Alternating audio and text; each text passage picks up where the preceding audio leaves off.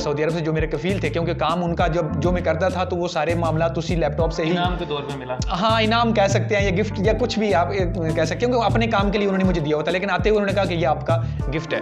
तो उन्होंने जब मुझे दिया हुआ था, मेरा दिल नहीं कर रहा था कि उसको मैं सेल करूं, लेकिन उसको मैंने सेल किया। 70,000 का मेरा सेल हुआ वो, और उसके सेल होने के बाद मैंने एक छोटा सा काउंटर स्टार्ट किया।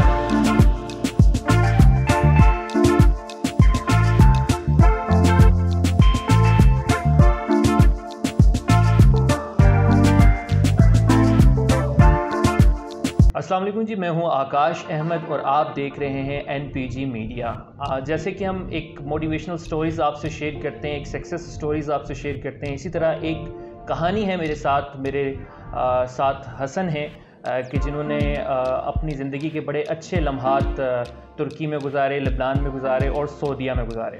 फिर हुआ ये कि इन्होंने पाकिस्तान आने का सोचा, और पाकिस्तान सोचा कि जाकर मैं एक जॉब करूँगा, अच्छी ज़िंदगी बसर करूँगा। और फिर इन्होंने 2016 में जब ये पाकिस्तान वापस आए तो उन्होंने कुछ जो हैं जॉब्स ट्राई की, और जैसे कि आपको पता है कि हमारे मुल्क के जो हालात हैं ये सरवाइव नहीं कर पाए अच्छी तरह से।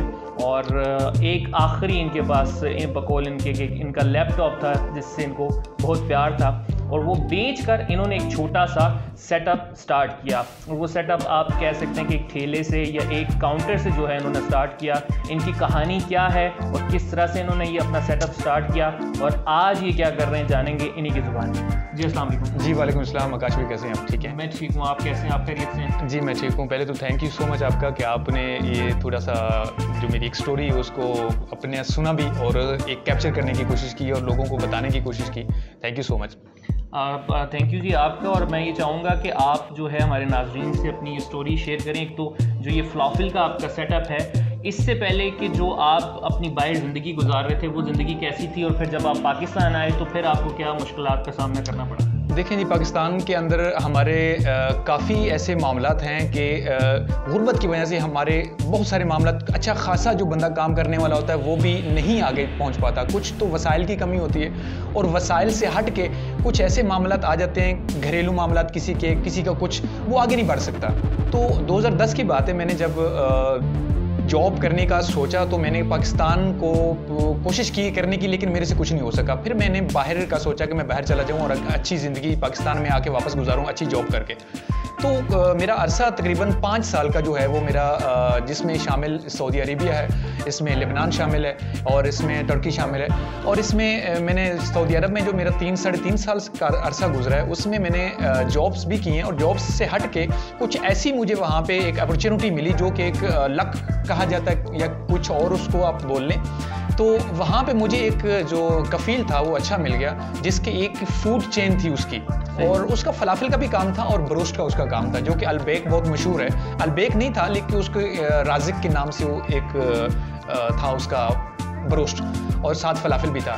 तो वो अपने साथ मुझे कुछ अर्सा लेबनान भी लेके गया, तकरीबन को 8 से 10 माह लेबनान रहे। तुर्की में तकरीबन 4 से 5 माह हम वहाँ पे रहे। तो वहाँ पे जो मैंने चीज़ नोट की, अपना बिजनेस जो था, एक जॉब थी, नौकरी थी, और एक अपना बिजनेस था। तो वहीं से मैंने सोचा कि मैंने अपना बिजनेस जो है वो स्टार्ट करना है। तो वो अपना बिजनेस, जब पाकिस्तान को हम देखते थे तो यहाँ पे काफ़ी ज़्यादा मसाइल थे जो कि अल्हम्दुलिल्लाह अल्लाह की मेहरबानी से आहिस्ता आहिस्ता हल हो रहे हैं। लेकिन 2010 की अगर बात देखी जाए तो 2010 में बहुत एक कंडीशन जो थी वो हालात बहुत ख़राब थे। तो मैंने कोशिश की 4 से 5 साल का अरसा वहाँ पे जो गुजारा, तो उसके गुजारने के बाद वापस आ गया मैं, क्योंकि उसमें मैंने कुछ पैसे तो कमा लिए थे 10 से 15 लाख के करीब। लेकिन पाकिस्तान में आके मैंने अपना बिजनेस स्टार्ट किया, एक रिक्रूटमेंट एजेंसी जो थी, वीज़ों का काम मैंने स्टार्ट किया। उसमें मुझे इत्तेफाक से मुझे उसमें लॉस हुआ, तकरीबन 20 से 25 लाख का मुझे लॉस हो गया, यानी कि 8 से 10 लाख, यानी माइनस में चले गया। हाँ, यानी कि 8-10 लाख मेरे ऊपर कर्जा चढ़ गया। वो कर्जे को मैंने कोशिश की कि मैं एक जॉब करूं या कुछ ऐसा, क्यों अपना काम कर नहीं सकता था उस वक्त, पैसे मेरे पास बिल्कुल नहीं थे, और मैंने कोशिश की कि मैं जॉब कर लूँ। तो जॉब के लिहाज से फिर वही बात कि खींच के लगाओ तो 20 से 25 से 30 हज़ार के करीब जॉब थी, उससे ज़्यादा मुझे नहीं मिल रही थी, जिसमें मार्केटिंग का काम मैंने किया। मार्केटिंग से हट के और भी जो भी कोशिश की, ट्राई की मैंने, जो मेरी स्किल्स थे मैंने इस्तेमाल किए, लेकिन मुझे जॉब में मज़ा नहीं आया। तो फिर मैंने सोचा कि क्यों ना मैं जो सऊदी अरेबिया में एक मेरे पास हुनर आ चुका था, और वो क्यों ना ट्राई किया जाए। लेकिन लेकिन एक बात ये थी कि मुझे डर ये था कि पाकिस्तान में जो चीज़ मैं लाना चाह रहा था, जो चीज़ मैं स्टार्ट करना चाह रहा था, वो पाकिस्तान में उस वक्त बिल्कुल नहीं थी और ना होने के बराबर थी। तो मुझे बहुत क्या कह सकते हैं कि तशवीश हुई मुझे कि मेरे पास पैसे भी नहीं थे, जॉब कर रहा था, जॉब से जो इनकम आ रही थी उससे मेरे मामलात चल रहे थे, तो गुजर बसर जो हो रहा था मेरा वो बहुत मुश्किल हालात में चला गया था। तो मेरे पास एक लैपटॉप था जो कि मुझे बहुत प्यारा था, मुझे गिफ्ट हुआ था सऊदी अरब से, जो मेरे कफ़ील थे, क्योंकि काम उनका जो मैं करता था तो वो सारे मामलात उसी लैपटॉप से ही इनाम के तौर पे मिला। हाँ, इनाम कह सकते हैं या गिफ्ट या कुछ भी आप कह सकते हैं, क्योंकि अपने काम के लिए उन्होंने मुझे दिया हुआ था, लेकिन आते हुए उन्होंने कहा कि ये आपका गिफ्ट है। तो उन्होंने जब मुझे दिया हुआ था, मेरा दिल नहीं कर रहा था कि उसको मैं सेल करूं, लेकिन उसको मैंने सेल किया। 70,000 का मेरा सेल हुआ वो, और उसके सेल होने के बाद मैंने एक छोटा सा काउंटर स्टार्ट किया जिसका जो नाम था, उसका नाम हमने फलाफिल, जो है बेसिकली रेसिपी लेबनीज़ रेसिपी है, और सऊदी अरब और मिडल ईस्ट में बहुत ज़्यादा ये पसंद किया जाता है। तो मैंने जब ये स्टार्ट किया तो मैंने कहा नाम मैं कौन सा रखूँ, तो फलाफिल.pk के नाम से मैंने एक नाम चूज़ किया। काफ़ी अच्छा हसन, इसके साथ साथ फलाफिल के साथ ये भी बताइएगा कि जो आपने काउंटर ये बनाया वो वीडियो में देखा जा सकता है, इसके ऊपर आपकी कॉस्ट क्या आएगी? 70,000 रुपये तो आपको लैपटॉप में से मिल गया, तो आपकी कॉस्ट क्या है? हाँ, इसमें मेरे एक दोस्त थे मिस्टर याह्या मीर, और मैंने उनके साथ मुशावरत की। अच्छा, इसमें एक बहुत अजीब सा सीन था कि मुझे मुश्किल पेश आ रही थी कि मैं स्टार्ट कहाँ पे करूँ। ये एक बहुत इंटरेस्टिंग सी बात है। तो मैंने क्रीम की जॉब शुरू कर दी। क्रीम ओबर जो था, मैंने बतौर राइडर के मैंने स्टार्ट कर दी।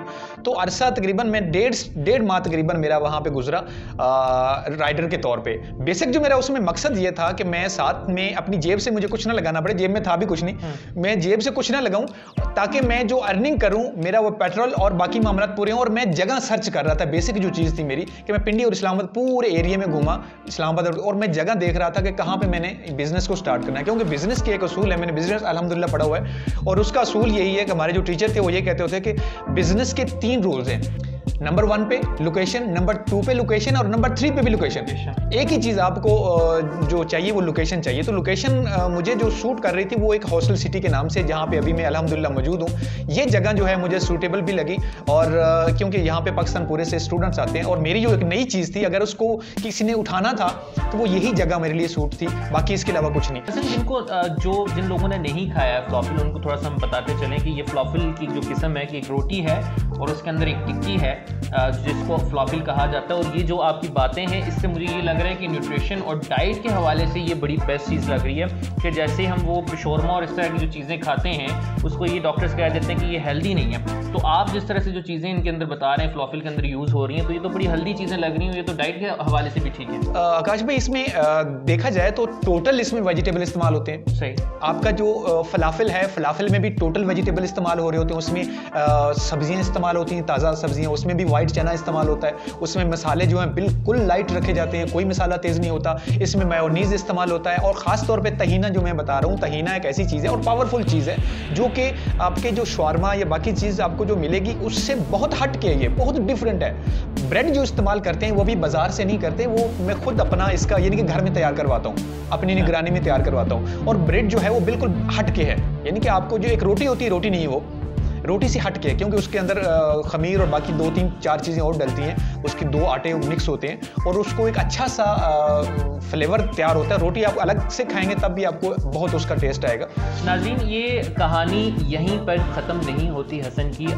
हसन ने जिस तरह से आपको बताया कि एक ठेले से और एक काउंटर से इन्होंने स्टार्ट किया, और जिस तरह से इन्होंने बताया कि 3 दिन के अंदर जो इनका टारगेट था इन्होंने वो अचीव किया, लेकिन उसके 6 माह बाद वो जो काउंटर था, वो जो ठेला था, वो एक कैफ़े के अंदर तब्दील हो गया। एक छोटा सा इन्होंने खूबसूरत सा अपना कैफ़े बना लिया, और इनका कारोबार माशाल्लाह से इतना तरक्की कर गया कि 5-7 लोगों की अब इनके पास एक अपनी टीम भी है, और बड़ी खूबसूरती से ये अपना काम जो है सरअंजाम दे रहे हैं, और ये बढ़ता जा रहा है। इस तरक्की के पीछे जो मैं समझता हूँ कि एक बड़ी ख़ास चीज़ थी जो हमने मिस की, वो मैं आपको बताना चाहूँगा कि जो मुस्तहिक लोग हैं, जिनके पास पैसे नहीं हैं, जैसे हसन ने आपको अपनी कहानी बताई कि एक 70,000 रुपये का लैपटॉप उन्होंने बेचकर अपना कारोबार शुरू किया, और पहले दिन जो चीज़ें उनको ज़रूरत थी वो भी उन्होंने उधार ली। उसके साथ साथ ये दिल इनके पास था कि जिसके पास पैसे नहीं है वो इनके ठेले के ऊपर या इनकी रेडी के ऊपर या इनके काउंटर के ऊपर आके ये कहेगा कि मेरे पास पैसे नहीं है, तो उसे इनके पास जो सर्विसेज थी या जो चीज़ें थी फ्लॉफिल की सूरत में ये उसको पेश करते थे। और ये पेश करते करते क्योंकि अल्लाह के साथ बिजनेस हो गया तो अल्लाह ने हाथ पकड़ लिया, और आज वो जो काउंटर था वो कैफ़े में कन्वर्ट हो गया। और ये जो लोगों को मुस्तहिक लोगों को खाना खिलाने वाली बात है, ये आज आप अपने कैफ़े में कैसे कर रहे हैं, ये मुझे बताएं। आकाश भाई, ये भी एक दर्द भरी सी दास्तां है कि एक ऐसा टाइम आया था मेरे पास, मैं लेबनान में था और सहरा में वहाँ पे एक रेस्टोरेंट था, और रेस्टोरेंट की जो एक मैं हकीकत आपको बताऊँ तो वहाँ पे कुछ दिनों के लिए कर्फ्यू लगा था। तो मैं वहाँ पे जब था तो हमारा कैफ़े भी बंद हो चुका था, पूरे बंदे हमारे वहाँ से चले गए थे, और वहाँ पे एक पेट्रोल पंप था, वहाँ पे था। वहाँ से जब वो शहर की तरफ चले गए तो वो जगह बिल्कुल वीरान हो गई। हमारे पास ऐसा वहाँ पे सीन था कि कोई भी आने जाने वाला था, उसके लिए खाने के लिए हमारे पास नहीं था क्योंकि स्टॉक तो ख़त्म हो गया, 12 दिन के लिए वहाँ कर्फ्यू था। अच्छा, उस स्टॉक ख़त्म होने के लिए मुझे वहाँ के एक ज़रूरत पड़ी कि मैं वहाँ पे शहर की तरफ चला गया क्योंकि मेरे पास कुछ भी नहीं था उस वक्त। खाने के लिए पैसे कुछ थे, बाकी चीज़ें थी, लेकिन वहाँ पे आ जा कोई नहीं सकता था। मैं शहर की तरफ गया तो वहाँ पे एक टोकरी उन्होंने रखी हुई थी एक शॉप के ऊपर। तुर्की और लेबनान में ये बहुत फेमस है ये चीज़। तो उस टोकरी में ये था कि किसी को अगर कुछ चीज़ खाने के लिए चाहिए वो यहाँ से ले सकता है, और किसी के पास कुछ एक्स्ट्रा चीज़ है तो वो भी इसमें डाल सकता है।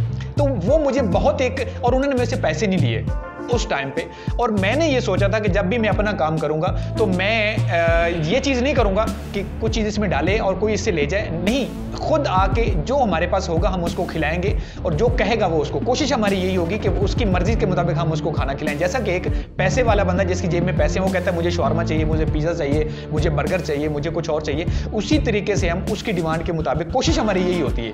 नहीं तो हम जो अपना फलाफिल होती है, हमारी स्पेशलिटी जो है, हमारी कोशिश ये होती है कि हम फलाफिल जो है अपने जो भी एक मुस्तहिक लोग हैं, हम पूछते नहीं उससे कि आप क्या हैं क्या नहीं, कुछ भी नहीं, सिंपल आपको क्या चाहिए, पैसे नहीं है ठीक है आप खाना ले जाएं, इधर बैठ के खाना है तो बैठ के खाएं। कोविड की वजह से यहाँ कोशिश की हुई है हमने कि यहाँ पे डाइनिंग क्लोज की हुई है, अदरवाइज हम उनको बहुत तसल्ली से आराम से बिठा के खाना खिलाते हैं, पानी पूछते हैं, कुछ और उसको चाहिए वो भी देते हैं। तो ये हमारा एक छोटा सा। अच्छा, उसमें ऐसे नहीं है कि जैसे लोग बाहर बिठा देते हैं और उस तरह से कर देते हैं, आप अंदर बुलाते हैं अपने रेस्टोरेंट में, प्रॉपर सर्व करते हैं? जी बिल्कुल, हम उनको दरवाजे के ऊपर अगर कोई बैठ भी जाता है तो उसको हम नहीं बिठाते, हम उसको अंदर आके जहाँ पे दूसरे हमारे कस्टमर बैठे होते हैं हम उनको उन कस्टमर के साथ तो नहीं लेकिन उसी साथ वाले टेबल पे बिठा के और इज्जत के साथ उसको हम खाना खिलाते हैं। अच्छा हसन, अब आपकी जो स्टोरी है, आप इससे यूथ को और उन लोगों को जो हिम्मत हार जाते हैं और वो जो कहते हैं कि अब कुछ नहीं हो सकता और जीने की उमंग छोड़ देते हैं और ज़िंदगी से इन हालातों से जो है वो डर जाते हैं, उनको आप अपनी ये सक्सेस स्टोरी में से क्या मैसेज देना चाहेंगे? अगर कोई कारोबार करना चाहता है, अपने ये आपका जो एक्सपीरियंस है इस हवाले से क्या शेयर करना चाहेंगे आप? देखिए, पहली बात तो ये है कि जो भी मेरा दोस्त, मेरा भाई काम करना चाहता है, सीखना चाहता है, पहले तो मेरी तरफ से ऑफर ये होगी फ्री ऑफ कास्ट उसको मैं काम सिखाने के लिए तैयार हूँ। जो कि पाकिस्तान में फलाफिल नहीं है तो इसकी फलाफिल के ऊपर जाने के बहुत चांसेस हैं, इसमें बहुत अच्छा बिजनेस आप ले सकते हैं। तो मैं अपने जो भी भाई दोस्त सीखना चाहता है सबसे पहले मैं उसको फ्री ऑफ कास्ट सिखाने के लिए तैयार हूँ। दूसरी चीज़ ये है कि जब इंसान हिम्मत हारता है तो हिम्मत हारने के बाद कोई चारा नहीं होता, लेकिन मेरी आपसे गुजारिश ये होगी कि आखिरी सांस तक भी अगर आपके अंदर कोशिश अगर आप नहीं छोड़ेंगे, हिम्मत नहीं छोड़ेंगे तो आप नाकाम नहीं हो सकते, आप कामयाबियों की बुलंदियों तक जाते जाएंगे और ये सफ़र जो है रुक नहीं सकता, आपका बढ़ता जाएगा। बहुत शुक्रिया हसन, ये थे एक कामयाब स्टोरी हमारे साथ कि एक ऐसा नौजवान जिसने हिम्मत ना हारी और अपनी पसंद की चीज़ को बेचकर अपना एक छोटा सा बिज़नेस शुरू किया और अल्हम्दुलिल्लाह आज वो बिज़नेस जो है अच्छे तरीके से चल रहा है। और इनका कहना ये है कि ज़िंदगी एक क्रिकेट की तरह है, आपको अगर एक बॉल आती है वो आपसे मिस हो गई तो इसका मतलब ये नहीं कि आपकी ज़िंदगी ख़त्म होगी, अल्लाह आपको फिर जो है बॉल देगा और फिर आप उसे खेल सकते हैं। आपने जो है गिव अप नहीं करना है, हारना नहीं है। नाज़रीन, आज की स्टोरी के हवाले से हमें ज़रूर बताइएगा कि ये स्टोरी कैसी लगी, आपको कमेंट करके ज़रूर हमें आगाह कीजिएगा। इस तरह की और कहानियाँ देखने के लिए जुड़े रहें एनपीजी मीडिया के साथ। इंशाल्लाह फिर मुलाकात होगी एक नई कहानी के साथ एक नई जगह पर। तब तक के लिए अपने मेज़बान आकाश अहमद को इजाज़त दीजिए। अल्लाह हाफिज़।